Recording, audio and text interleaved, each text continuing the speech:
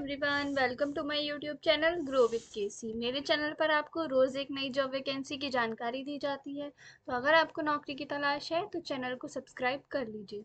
चलिए बात करते हैं आज की जॉब वैकेंसी के बारे में। आज की वैकेंसी आई है आपकी join Indian Coast Guard Ministry of Defence की तरफ से।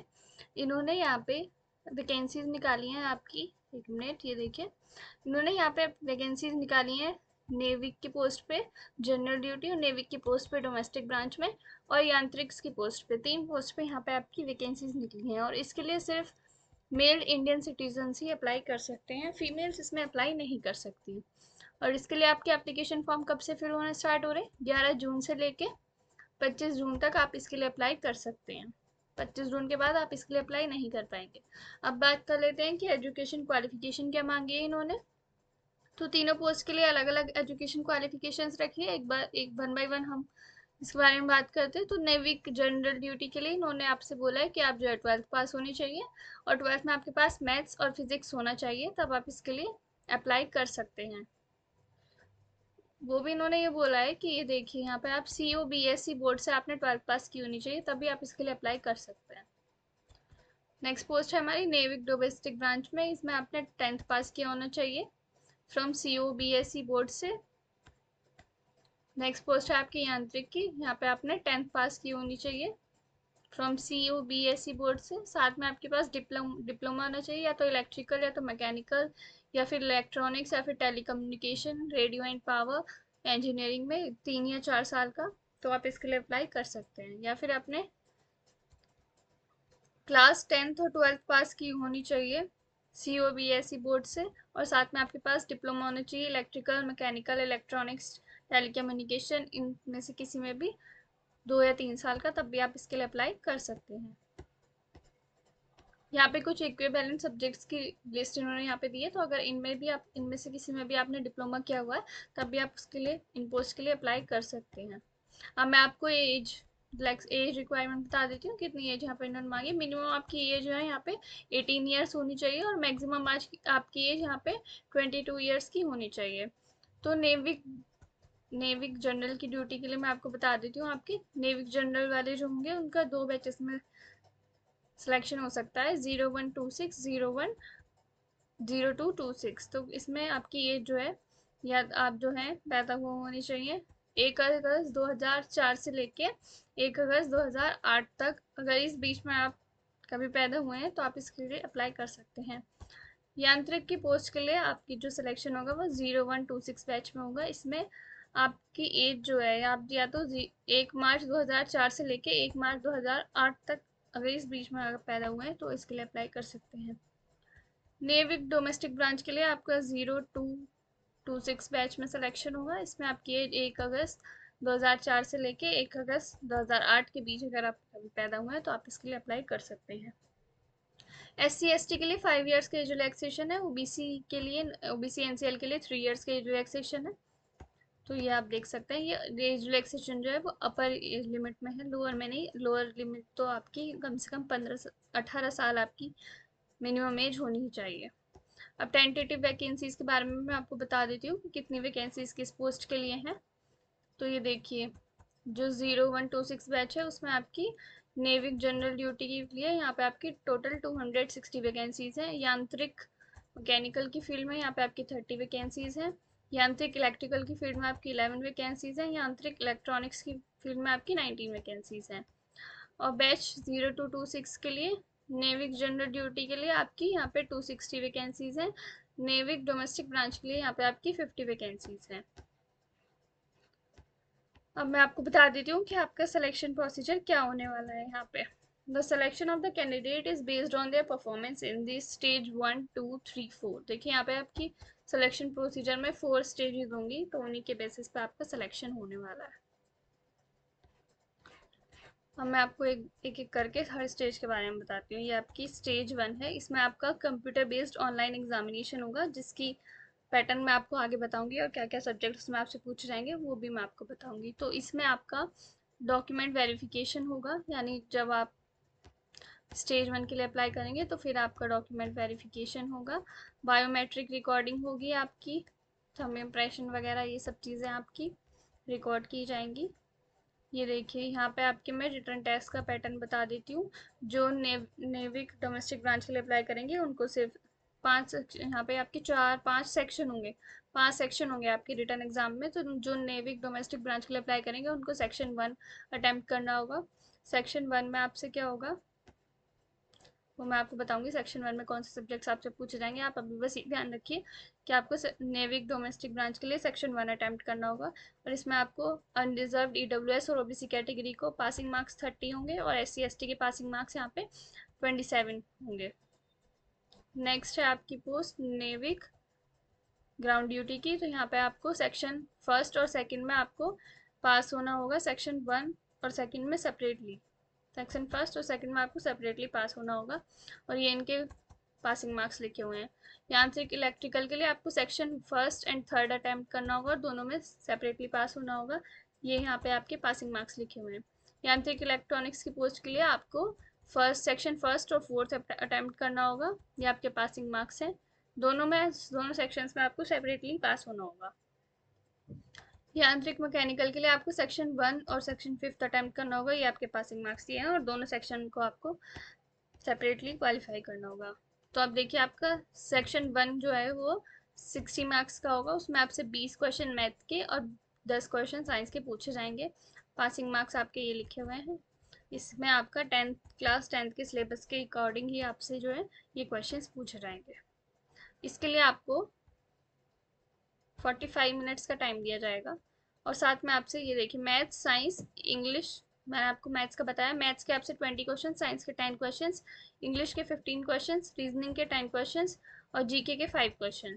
तो ये 5 सब्जेक्ट के क्वेश्चन आपसे पूछे जाएंगे इसमें सेक्शन 1 में।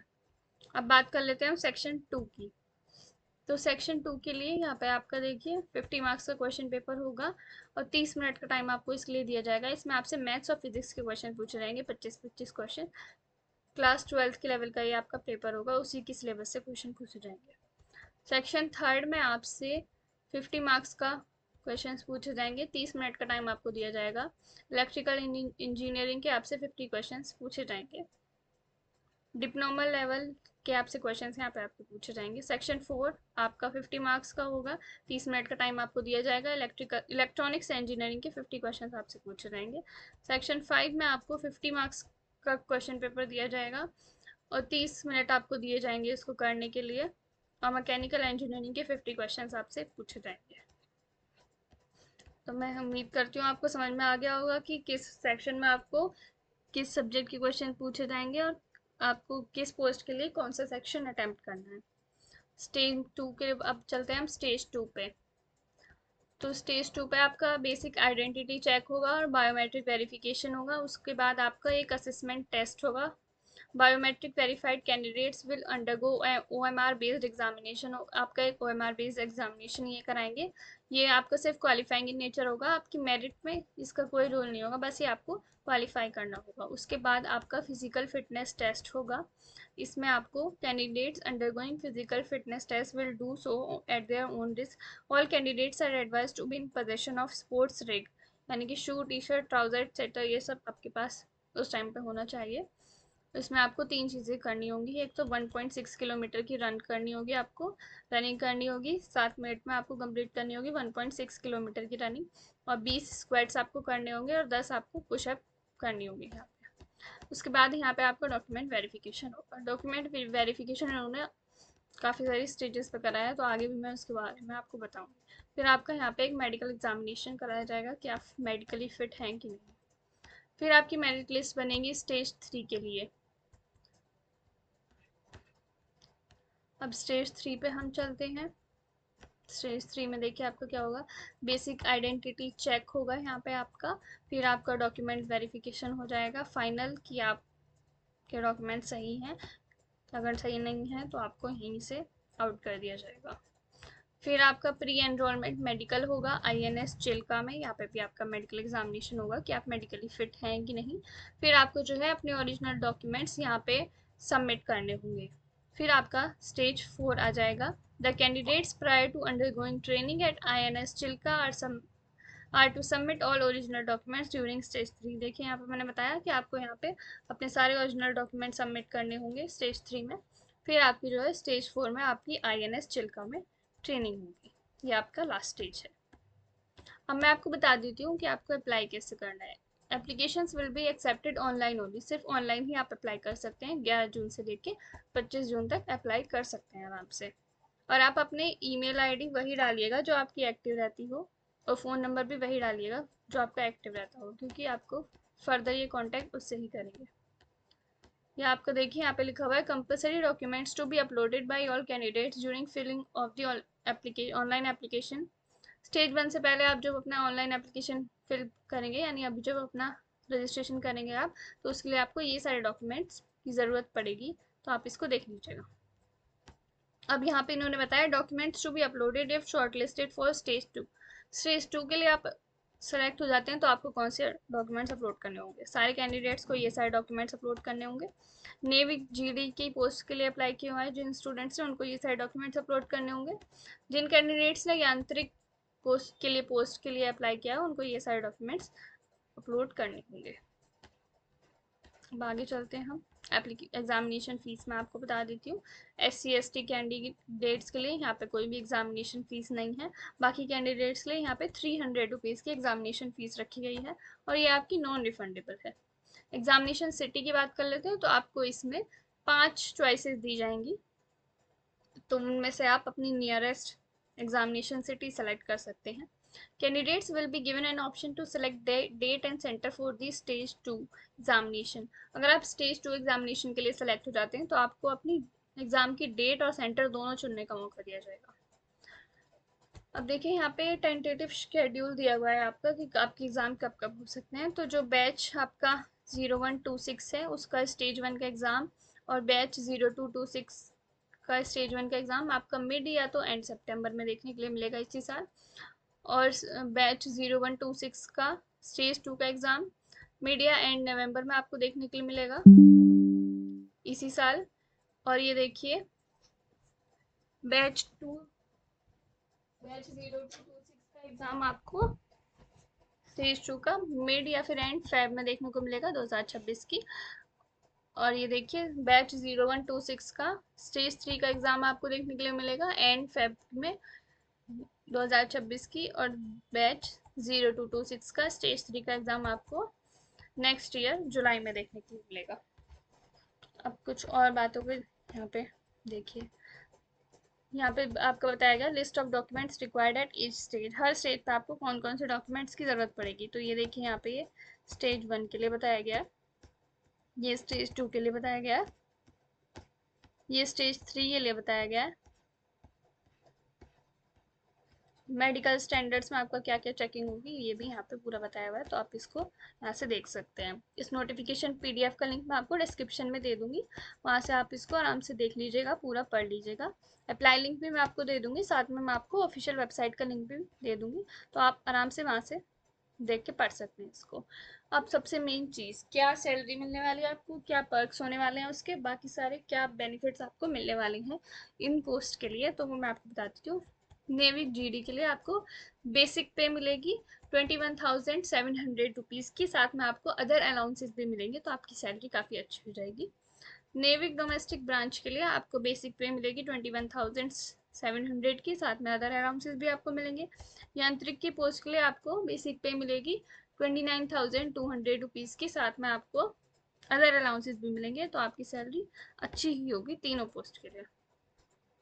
बाकी बेनिफिट्स के बारे में मैं आपको बताती हूँ। फ्री राशन और क्लोथिंग मिलेगा आपको, फ्री मेडिकल ट्रीटमेंट होगा आपका और आपकी फैमिली का, गवर्नमेंट एकोमोडेशन मिलेगा, या तो आपको रहने के लिए जगह दी जाएगी, क्वार्टर्स दिए जाएंगे खुद के लिए और आपकी फैमिली के लिए, या फिर उसके लिए आपको पैसे दिए जाएंगे। 45 डेज की अर्न लीव है यहाँ पे आपकी, और 8 डेज की आपकी कैजुअल लीव है पर ईयर। और लीव ट्रैवल कंसेशन भी आपको खुद के लिए, फैमिली के लिए और पेरेंट्स के लिए भी मिल सकता है। नेशनल पेंशन स्कीम और यूनिफाइड पेंशन स्कीम और ग्रेट्यूटी मिलेगी आपको रिटायरमेंट पे। कैंटीन फैसिलिटीज़ मिलेंगी और अदर लोन फैसिलिटीज़ भी आपको देखने के लिए मिलेंगी, और मेडिकल फैसिलिटीज़ भी आपको मिलेंगी रिटायरमेंट के बाद। साथ ही में आपका 75 लैक्स का यहाँ पे इंश्योरेंस कवर भी कराया जाएगा। तो काफ़ी अच्छी पोस्ट है, बहुत अच्छे बेनिफिट्स हैं इसके, आपकी परमानेंट गवर्नमेंट पोस्ट है ये एक। तो आप इसके लिए अप्लाई कर दीजिएगा अगर आप एलिजिबल हैं तो। और ऐसी ही नई नई जॉब वैकेंसीज़ के बारे में जानने के लिए वीडियो को लाइक कर दीजिए और चैनल को सब्सक्राइब कर लीजिए।